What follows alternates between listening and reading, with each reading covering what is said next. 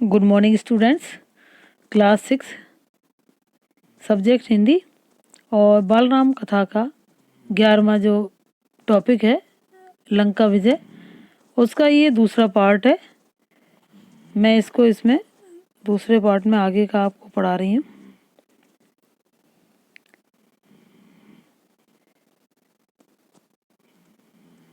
कि फिर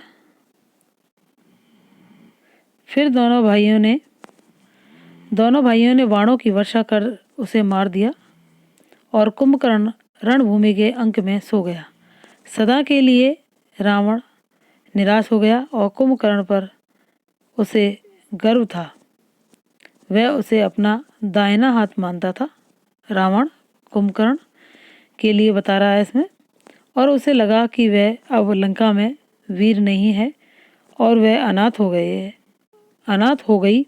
और मेघनाथ ने रावण को सहारा दिया और मेरे रहते आप चिंता ना करें, क्यों चिंता करते हैं? मुझे युद्ध की अनुमति दें और मैं दोनों भाइयों को मारकर आपके चरणों में रख दूंगा। मेघनाथ और लक्ष्मण का भीषण युद्ध हुआ और मेघनाथ पराक्रमी था और उसने एक बार इंद्र को परास्त कर दिया और इंद्रजीत कहलाया और उसके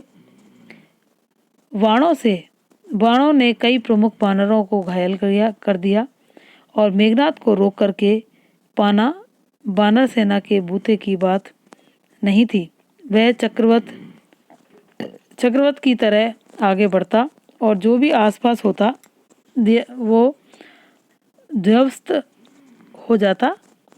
और वानर सेना मेघनाथ की गति और शक्ति से चकित थे और चमत्कृत उनके मन में निराशा बैठ जा रही थी, यानी उनके मन में निराशा बैठती जा रही थी। और तब लक्ष्मण ने उसे चुनौती दी कि दोनों का निशाना अचूक था और बाण हवा में टकराते और नष्ट हो जाते। अचानक लक्ष्मण का एक बाण उसे लगा और वह घायल हो गया, झुक गया। लक्ष्मण ने ताबड़तोड़ बाणों की बरसात कर दी और आगे बढ़ना कठिन था। मेघनाथ पीछे मुड़ा और महल की ओर भागा। लक्ष्मण ने कुछ दूर तक उसका पीछा किया और फिर रुक गए। मेघनाथ महल में घुस गया और लक्ष्मण को महल की संरचना नहीं पता थी और रास्ता नहीं मालूम था। और विभीषण लक्ष्मण की सुविधा यानी दुविधा को समझ गए और उन्होंने एक गुप्त मार्ग दिखाया, यानी उसकी संरचना यानी जो बनावट थी उसकी वो नहीं पहचान पाया कैसे कहाँ पर क्या है, और उन्होंने गुप्त मार्ग बताया उसको और शेष काम आसान था।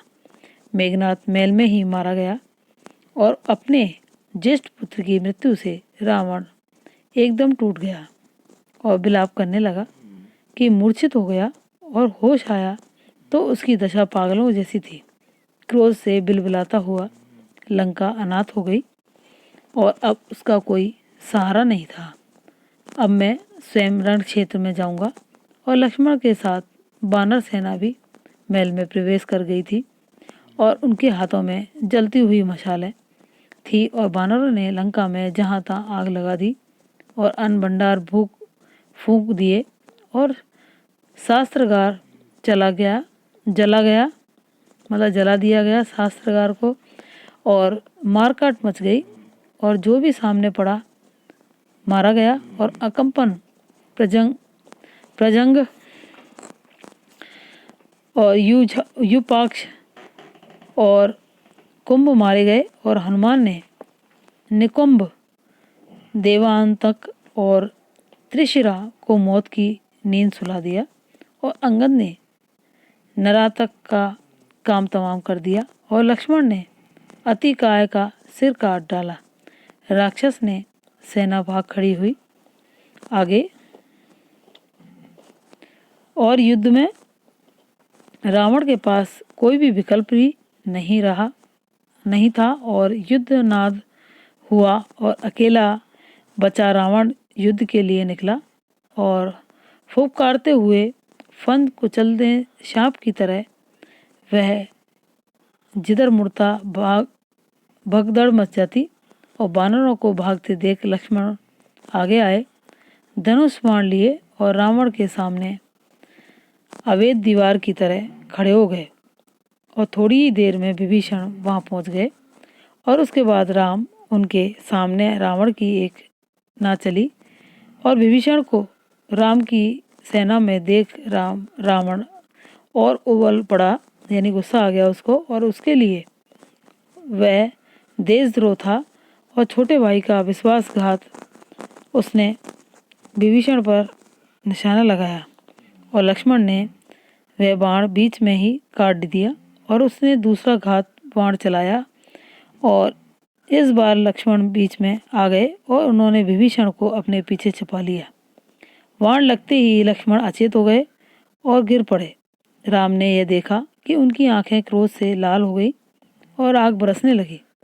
उन्होंने लक्ष्मण को सुग्रीव की निगरानी में छोड़ा और रावण को चुनौती दी। कहा कि रावण, काल तुझे मेरे सामने ले आया है और आज अन्याय पर न्याय की विजय होगी और तेरा जो अंत है वो निश्चित है। उधर हनुमान लक्ष्मण को उठाकर रण क्षेत्र से दूर ले गए और वैद्य सुषेण को बुलाया और हनुमान संजीवनी बूटी लाए। चिकित्सा शुरू हुई और धीरे धीरे रक्त का रिसाव बंद हो गया, घाव भर गया और संजीवनी का प्रभाव चमत्कारी था। सुग्रीव ने लक्ष्मण के स्वस्थ होने की सूचना राम तक पहुंचाई और वह सिंह की भांति रावण पर टूट पड़े और राम रावण युद्ध भयानक था और शास्त्रों की गति में कंपा देने वाली ध्वनि निकल रही थी और हवा थम गई थी और सूरज बादलों के पीछे छिप गया था। शास्त्रों की चमक बिजली की तरह और कौंध रही थी, गड़गड़ाहट थी और थर्रा देने वाली दोनों योद्धा अपनी पूरी शक्ति से लड़ रहे थे और कोई एक रत्ती पर भी पीछे खिसकने की तैयार नहीं था। और कुछ भी देर में लगा कि युद्ध समाप्त होने को है और दोनों पक्ष में योद्धा हाथ बांध कर खड़े हो गए और छोटे छोटे युद्ध थम गए और सबकी नजर राम और रावण पर थी।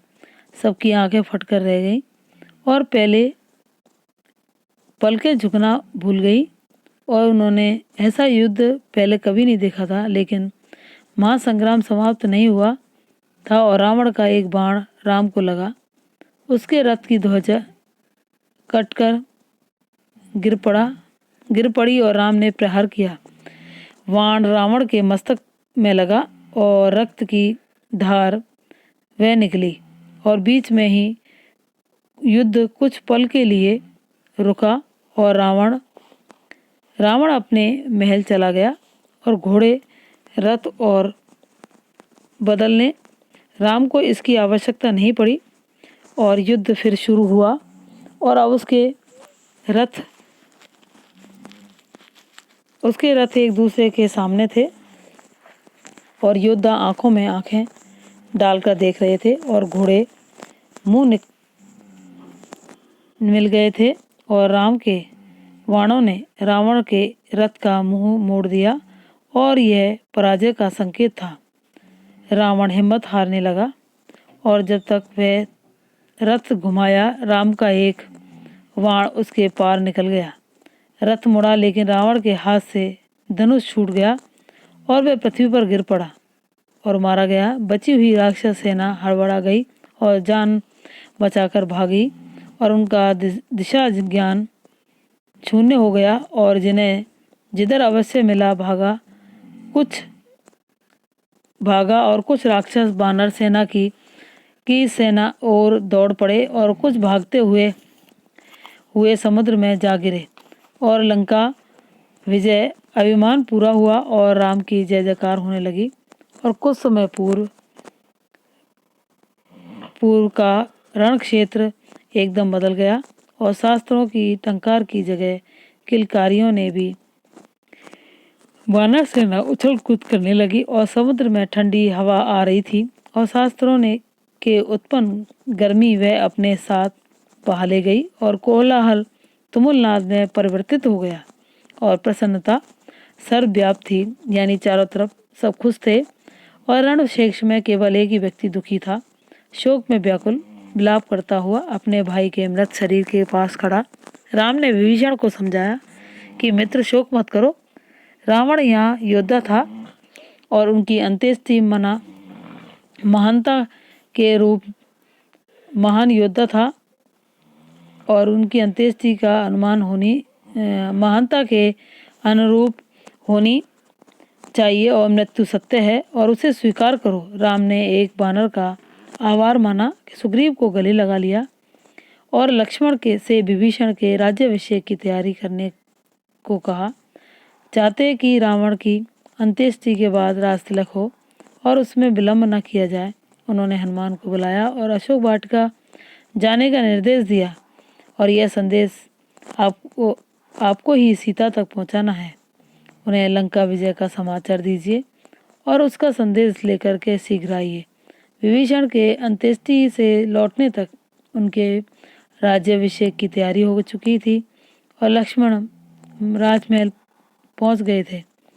वानर स्वर्ण कलश में समुद्र का पानी ले आए थे और लक्ष्मण विभीषण के पास गए और उन्हें साथ लेकर सिंहासन तक गए और सोने का चमचमाता हुआ सिंहासन, रत्नों और मणियों जटिल समुद्र जल से उन्होंने सदों के सामने विभीषण का अभिषेक किया और अब विभीषण लंका के राजा थे।